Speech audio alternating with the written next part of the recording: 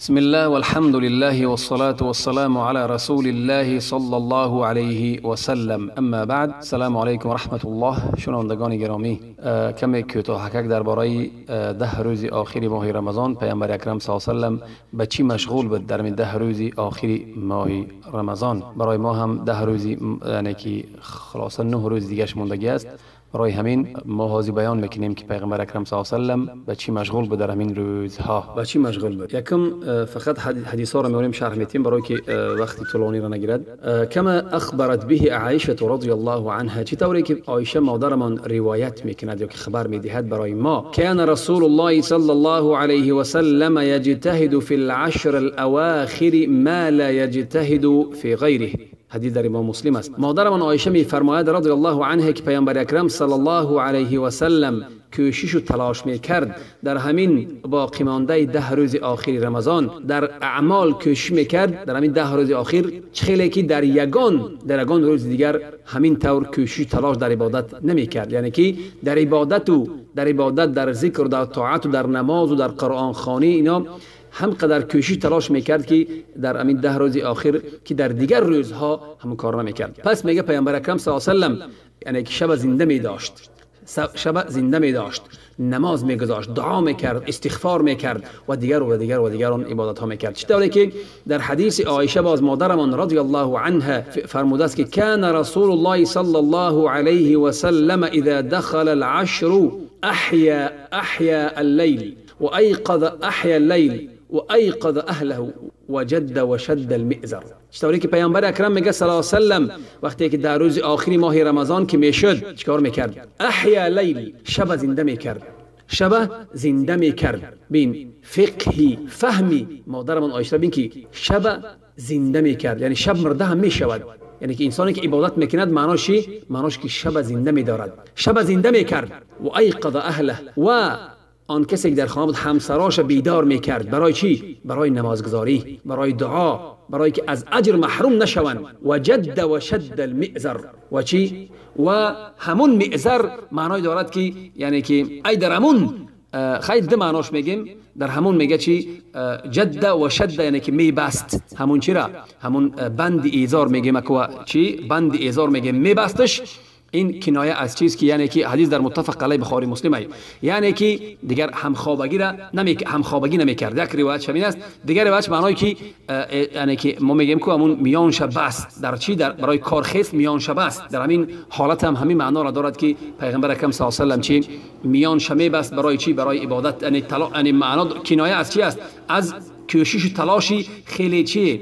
یعنی خیلی زیادی در چی؟ در عبادت. باز مادر ام المؤمنین رضی الله عنها میفرماید که نبی صلی الله علیه و سلم یخلط العشرین بصلاة و صوم. میگه پیغمبر اکرم صلی الله علیه و سلم یخلط العشرین بصلاة و صوم و نوم فاذا كان العشر شمر و شد المئزر. پیغمبر اکرم صلی الله علیه و سلم میگه در وقتی که در همین 20 روز پیش از یعنی که 20 روزی که از اول رمضان تا 20 میگه که آمیخته میکرد همین 20 روزه به نماز، به روزه‌گیری، یعنی که روزه میگرفت و نماز میخواند و خواب میرفت. وقتی که میگه 10 روز آخر که میشید، یعنی که میگن کو شمر، یعنی که دستا را بالا میکرد و چی میان میبست و چی به عبادت تلاش میکرد. این حدیث در امام احمد است. باز از هدی پیغمبر اکرم صلی الله علیه و سلم میگه کان صلی الله علیه و سلم یطرق باب فاطمه رضی الله عنها و علی لیلا فیقول لهما الا تقومان فتصلیان. متفق علیه، حدیث بخاری مسلم است. پیغمبر اکرم صلی الله علیه و سلم میرفت در خانه فاطمه و علی رضی الله عنهما در چی میکرد؟ میکوبید. بعد وقت میگفتون که الا تقومان، آیا شما نمیخیزید پس نماز نمیگذارید؟ حدیث در چی؟ بخاری مسلم است. باز از هدی پیغمبر اکرم صلی الله علیه و سلم در 10 روز آخری ماه رمضان اعتکاف بود. پیغمبر اعتکاف بنشست. حدیث عایشه روایت است که رضی الله عنها کان النبی صلی الله علیه و سلم یعتکف فی کل رمضان 10 أيام فلما كان العام الذي قبض فيه اعتكف 20 يوما. رواه البخاري. حدیث در امام بخاری. پیغمبر صلی الله علیه و سلم میگه در 10 روز آخر اعتکاف بنشست. که نبی صلی الله علیه و سلم یعتکف فی کل رمضان، هر یک رمضانی که پیش بود 10 روز آخر چی اعتکاف بنشست. وقتی که همون سالی که پیغمبر اکرم صلی الله علیه و سلم از دنیا چشم می‌پوشید، در همون سال 20 روز آخر رمضان اعتکاف نشست. رواه البخاری، حدیث در بخاری. اعتکاف برای چی؟ برای خاکساری، برای عبادت، برای طاعت خداوند. در چی؟ در مسجد.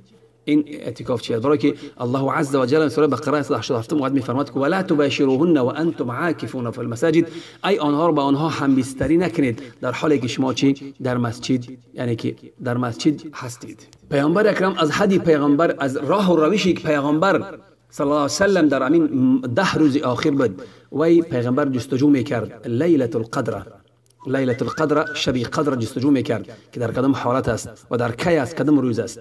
برای چی؟ برای که خیلی قدری بزرگ داشت، خیلی شرفی بزرگ داشت، مکانت داشت در نزد خداوند. برای چی؟ برای توبه کردن و بخش، یعنی چی؟ حتی پیغمبر خداوند گناههای پس و پیش بخشیده بود، ولی چی؟ پیغمبر بود که کوشش میکرد که لیلة القدر دریافت کند و توبه و استغفار کند. پس ما باید چیکار کنیم؟ ما باید، هر یک انسان باید اندیشه کند که چقدر گناه و چقدر در گناه غوطیده است. باید انسان خودش پاک کند که رمضان، در همین روز قدر، در همین روز شب، در همین ماه رمضان اگر توبه نکند. پس در این آیت میفرماید که ان انزلناه فی لیلة القدر، ای ما فرود آوردیم. چرا؟ قرآن در چی؟ در شب قدر. برای چی؟ برای که قرآن منزله بزرگی دارد که در همین شب فرود آورده شد. برای چی شب قدر است. شب خیلی منزله بزرگ دارد و پیغمبر خداوند او را وصف داد که بهتر است از چی؟ از 1000 ماه 83 سال، 83 بیشتر از 83 سال و 4 ماه چی دارد؟ عبادت. و کسی که در همون شب عبادت میکند و همون شب دریافت میکند از 83 سال و 4 ماه عبادت برابر است. لیلة القدر خیر من 1000 شهر. میگه پیغمبر الله میگه که باز شب قدر میگه بهتر است از چی؟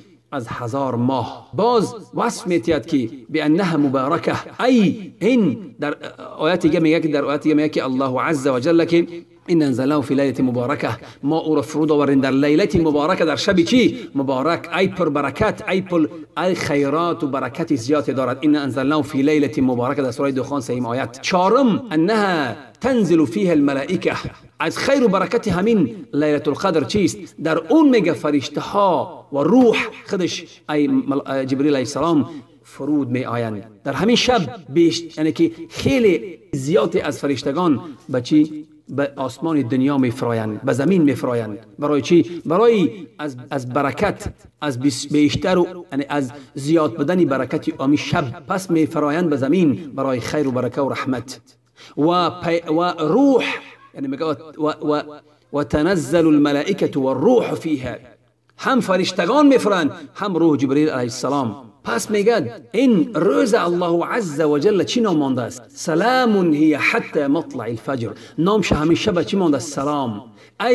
از همه سالم، از همه چیز سالم. شیطان نمیتونه وسوسه کند. ان یعمل فیها سوءا، یگان بدی برد، یگان اذیت دهد. سلام برای مؤمنان از چی؟ از همه سالم است. یعنی انسان مسلمان سالم شد از همه چی؟ سالم و در امین است از همه بیم ها و از ترس و از دیگر چیز. برای چی؟ برای که در همین شب الله عز و جل بیشتری از، یعنی که خیلی از بنده های خچه که امنا عبادت میکنند از آتش دوزخ رها میکند و از عذاب دوزخ آنها را چی؟ در امین میدارد.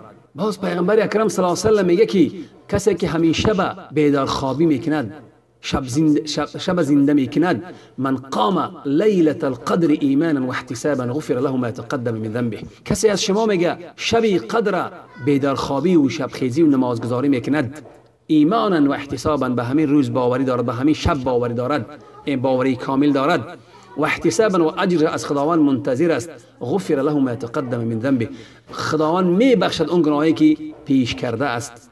حدیث در بخاری مسلم است. ای ایمان و تصدیق و باوری دارد به همین روز، ای طلب اجر از خداوند منتظر است. باز حدیثای درباره چی است؟ درباره 10 روز آخر رمضان. چقدر پیامبر اکرم صلی الله علیه و آله ما را خبر میدهد تحروا لیلة القدر فی العشر الاواخر من رمضان. جستجو کنید شب قدر، میگه در 10 روز آخری از رمضان. حدیث بخاری مسلم. با در حدیث روایت دیگر میگوید که در روزهای طاق چطوری که میگوید تحروا لیلة القدر فی الوتر من العشر الاواخر من رمضان. جستجو کنید شب قدر در کدام وقت؟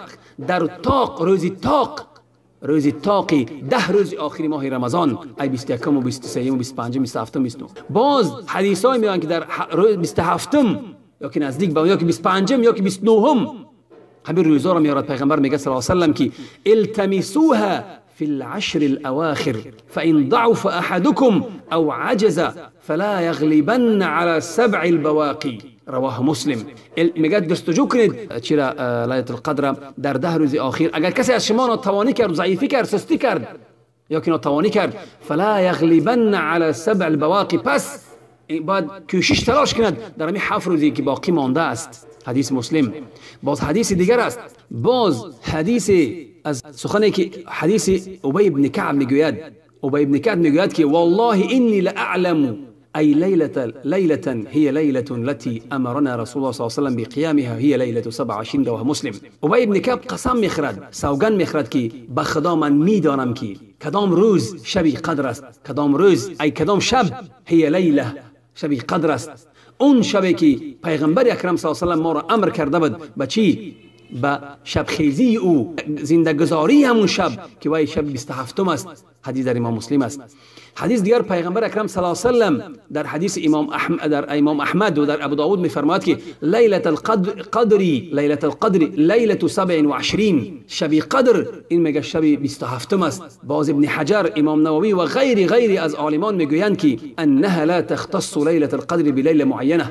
میگن که شب قدر شب معینی نیست در هر سال، بل تنتقل فتكون في عام في ليلة 27 مثلا وفي عام آخر. خاصا میگویند که نه همه سال مثلا شب لیلة القدر در 27 میباید که 29 نه، گاهی میشود که یعنی که یک سال میشود 27، سال دیگر ممکن 25، سال دیگر 29 شود. برای همین حدیث پیغمبر صلی الله علیه و سلم میگه التمسوها في تاسعه تبقى في سابعه تبقى في خامسه تبقى. جستجو کنید در 7 9 که باقی مانده است، در 7 که باقی مانده است و در 5 رواه البخاری. برای همین میگه هر سال دگرگون می شود.